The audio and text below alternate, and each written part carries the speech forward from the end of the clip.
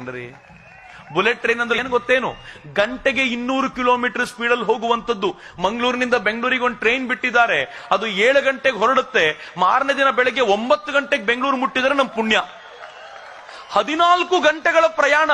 ಬಸ್ನಲ್ಲೇ 7 ಗಂಟೆಗೆ ಪ್ರಯಾಣ ಮುಗಿಯುತ್ತೆ, ಟ್ರೈನ್ ನಲ್ಲಿ 14 ಗಂಟೆ.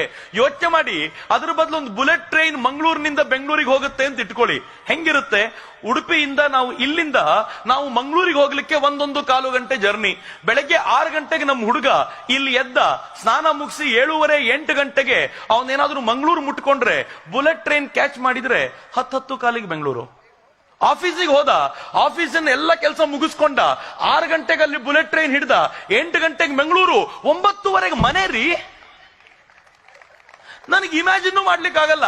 ನರೇಂದ್ರ ಮೋದಿ ಹೇಳ್ತಾರೆ 2022 ವೇಳೆಗೆ ನಮಗಿರೋ ಇನ್ಫ್ರಾಸ್ಟ್ರಕ್ಚರ್ ನ ಬಳಸ್ಕೊಂಡು ನಾವು ಒಂದು ಬುಲೆಟ್ ಟ್ರೈನ್ ಮಾಡಬಾರ್ದ?